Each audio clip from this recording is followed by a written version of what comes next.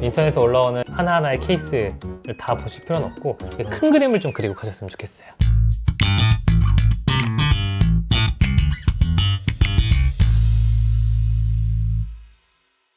안녕하세요. 산부인과 전문의 미니아빠 소아청소년과 전문의 슌예빠입니다. 네. 저희가 지난번에 아빠들이 분만장 가서 헤매지 말라고 이 분만실에서는 이런 일이 일어나니까 이때 아빠들이 뭐 해야 됩니다 라고 영상 올려드린 적이 있어요. 네. 근데 그 영상을 보고 주변에서 어떤 피드백이 왔냐면 애 낳는 건 엄마인데 엄마들을 위한 영상도 찍어줘라. 이게 선택하라는 게 너무 많고 뭐 해야 되는 것도 너무 복잡하고 그러니까 뭘 준비해야 될지 잘 모르겠다. 맘카페에 들어가면 다 글이 다르고 막 내용 얘기가 다르고 하니까 혼란스럽다는 피드백이 있었어요. 그럼 오늘 실제로 이제 아기 낳으러 병원에 가면은 어떤 일이 발생하는지 미리 분만 방법을 결정해놨어도 이게 다 계획대로 되지는 않을 수가 있어요. 맞아요. 중간에 응급 상황이 생기기도 하고 나는 분명히 합병증도 없어. 잘 아기도 잘 크고 있고 아무 문제 없이 만사까지 왔는데도 아기 낳으러 가서 갑자기 막 상황들이 많이 바뀔 수가 있습니다. 그래서 이런 것들을 대략적으로 어떤 일이 일어날지 이미지 트레이닝을 하고 병원에 가시면 좀 도움이 될 거라고 좀 생각이 들어요. 물론 이게 병원마다 차이는 좀 있을 수 있거든요. 그럼요. 네. 하지만 이게 크게 다르진 않아요. 그렇기 때문에 오늘 영상 보시는 게 출산을 앞두신 분들에게 좀 도움이 되실 것 같습니다. 네. 이제 오늘 말씀드릴 내용은 특별한 어떤 합병증이 있지 않은 일반적인 상황에 대해서 좀 말씀을 드릴게요.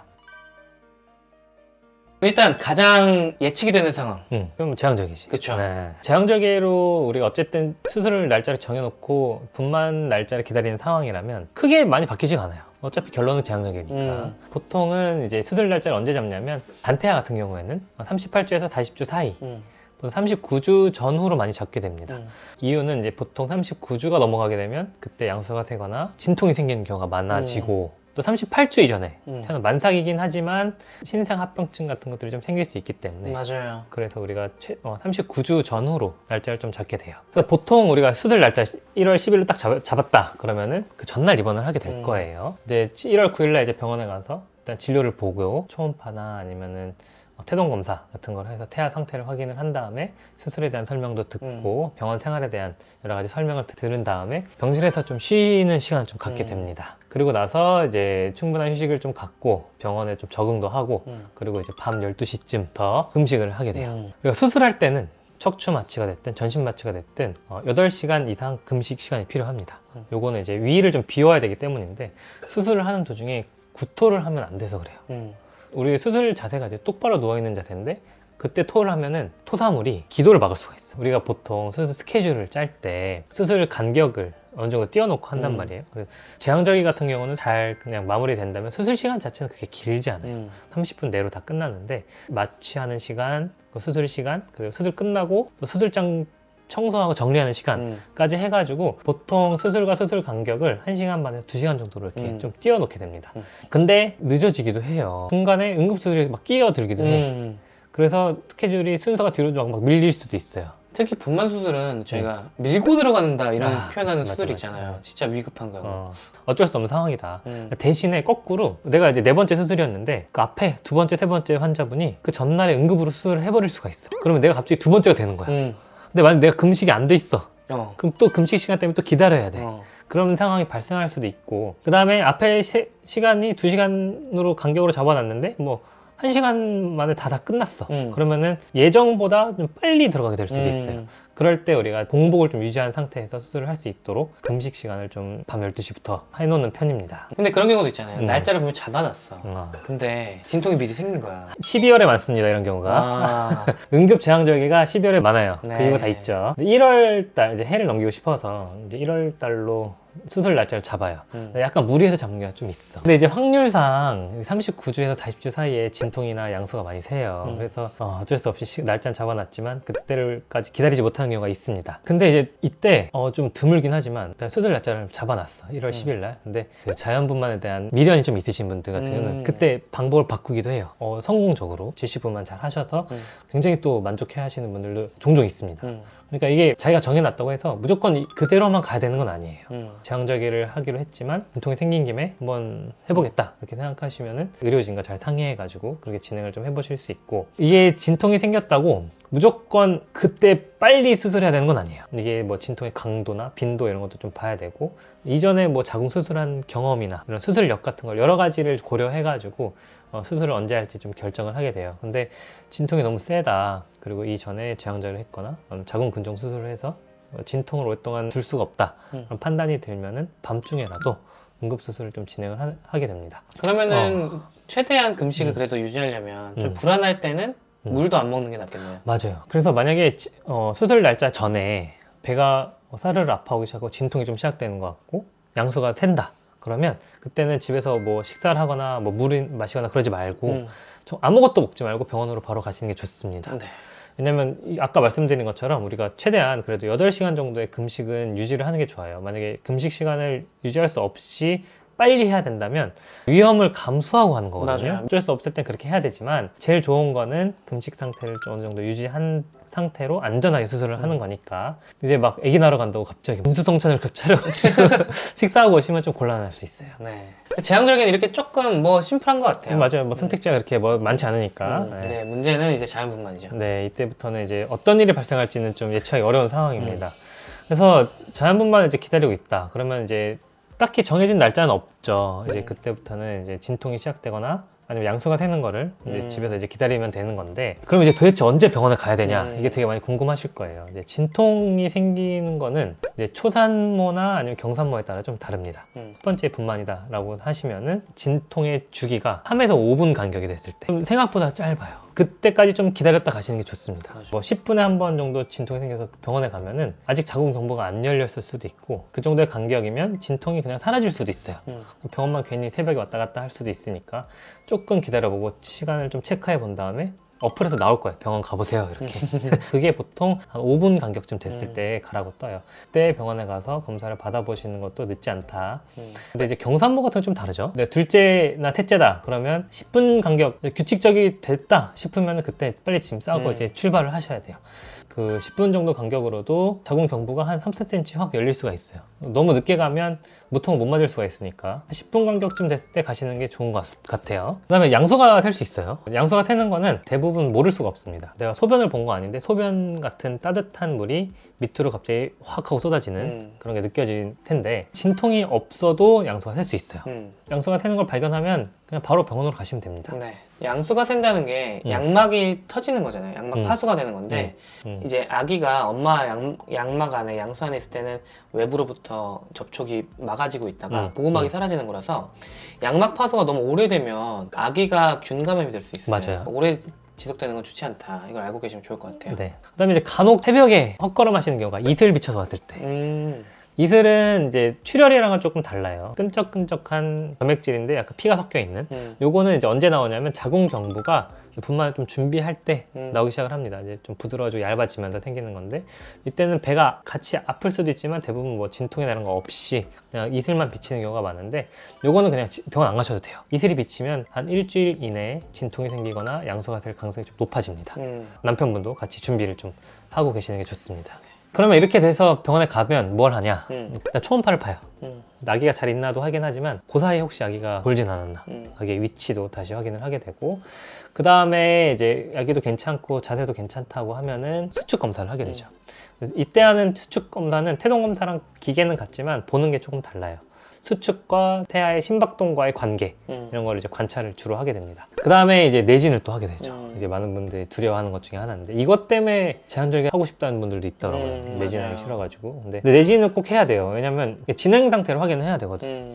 진행 상태를 모르면 우리가 무통을 할 수가 없어요. 자궁 경부가 얼마나 열렸나, 이게 머리가 얼마나 내려왔나, 이런 것들을 판단을 하고, 초음파, 수축 검사, 내진, 요거를 종합적으로 판단을 해가지고 입원을 할지 말지 결정을 하게 돼요. 근데 아까 앞에서 말씀드린 것처럼 양수가 셌다 그러면 다른 거 다 상관없이 그냥 입원을 하게 됩니다. 네. 그럼 입원 안 하는 경우는 뭐예요? 본인은 이제 진통이 시작된 것 같아서 왔는데 뭐 집에 가서 좀만 더 있다 오라고 할 수가 있어요. 맞아. 그럼 되게 억울해하셔. 특히 막 새벽 2시 막 이때 짐 다 싸들고 막 다 왔는데 애기 안고 오는 집도 있어. 맞아. 일단은 진통의 강도가 너무 약해서 이 정도로는 입원해도 오늘 안 나올 수도 있겠다 생각이 들 때, 그럴 때는 이제 좀 집에 가서 좀 쉬자고 말씀드릴 때가 있고, 그리고 자궁 경부가 아직 하나도 안 열렸을 때도 있어요. 우리가 그러면은 이게 좀 시간이 너무 오래 걸릴 수도 있거든요. 그때는 집에 가서 좀 쉬다가 좀 더 많이 아파지면 오셔라 말씀을 드리고, 집이 되게 가까우신 분들도 있어요. 가끔 걸어서 올 만한 거리나 차 타고 몇 분이면 올 수 있는 경우인데 아직 좀 애매하다 그러면은 그때 좀 여쭤봐요. 병원에서 좀 기다리실래요? 아니면 집에 갔다가 좀 쉬다가 오실래요?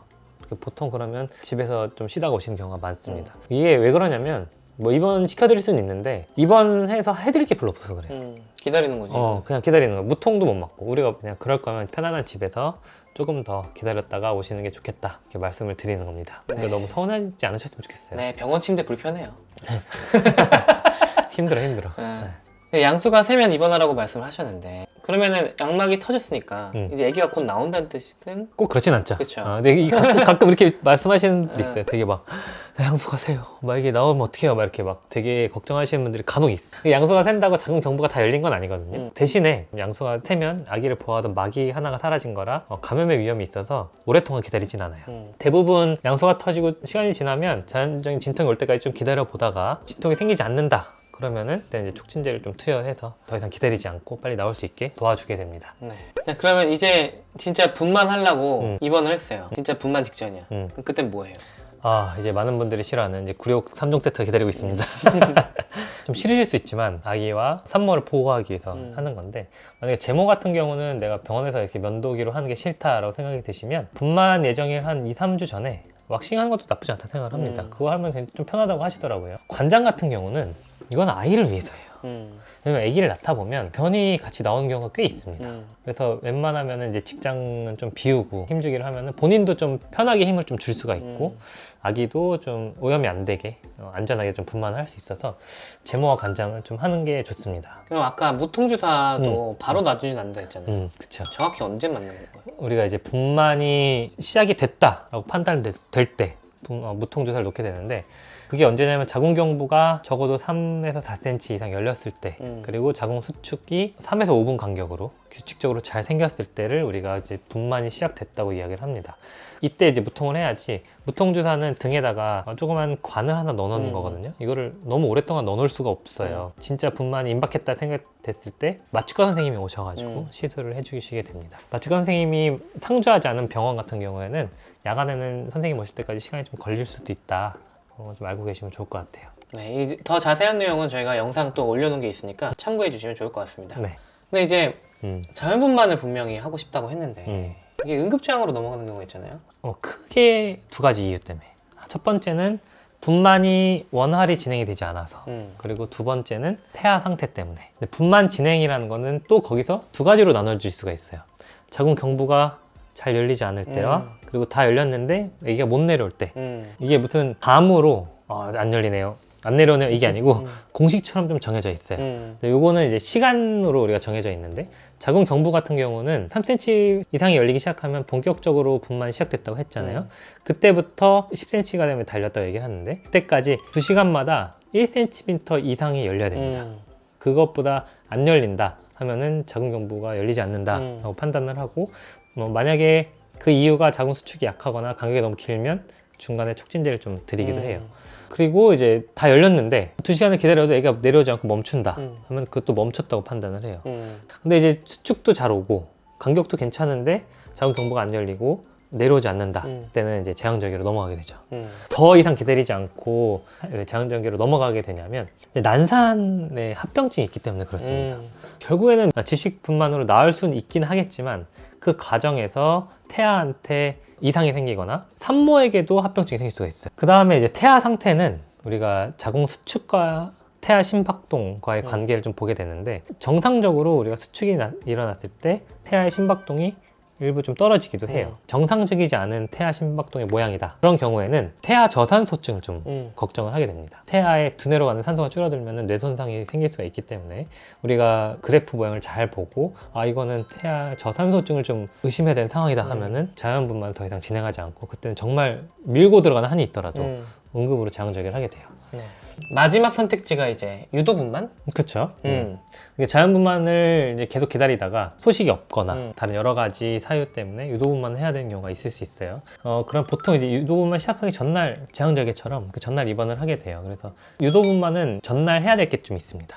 밤에 질정을 넣게 돼요. 네. 질정은 이제 보통 프로페스라는 질정을 넣게 되는데 요거의 역할은 자궁경부를 부드럽게 만들어주고 좀 열어주는 역할을 하게 됩니다.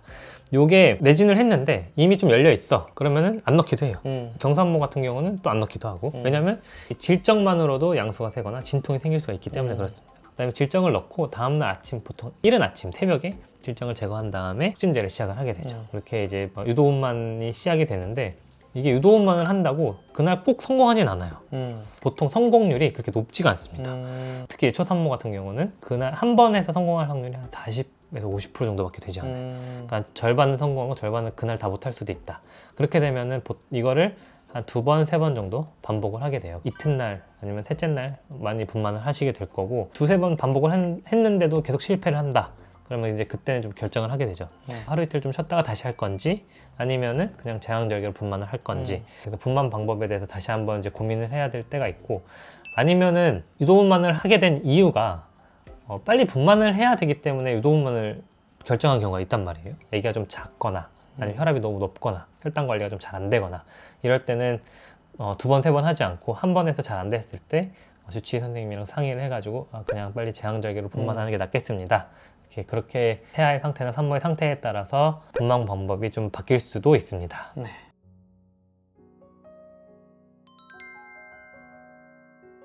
오늘 얘기 들어보면 참 분만 쉽지 않습니다. 네, 이게 복잡해요. 이게 아무 문제 없다가도 분만하러 가면 여러 가지 일들이 좀 발생할 수가 있고. 그리고 오늘 말씀드린 게 뭐 건강에 이상이 있는 분들이 아니라 건강한 산모의 이야기잖아요. 맞아요. 그런 건강한 산모도 이렇게 힘든 일들을 겪어야 됩니다. 네, 환자마다 케바케라고 하죠. 케바케. 그리고 또 병원마다 조금씩 차이는 있을 수 있지만 대충 이렇게 되는구나. 이미지 트레이닝을 좀 하고 아기 낳으러 가시면은 그때그때 생기는 일들에 대해서 내가 그래서 이렇게 됐구나.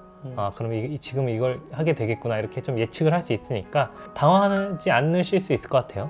또 이런 힘든 일은 또 잘 까먹을 수도 있거든요. 나중에 분만 경험이 있으신 분들이더라도 이렇게 한번 시뮬레이션 해보면서 병원 와서 좀 당황하지 않고 조금이라도 더 담대하게 분만 과정을 겪으실 수 있는 그런 도움이 되는 영상이 되었으면 좋겠습니다. 네, 인터넷에 올라오는 하나하나의 케이스를 다 보실 필요는 없고 큰 그림을 좀 그리고 가셨으면 좋겠어요. 아무쪼록 이 영상 보시는 모든 분들 자연분만이 됐든 제왕절개가 됐든 순산하시길 바라겠습니다. 오늘도 저희 영상 시청해주셔서 감사합니다. 감사합니다.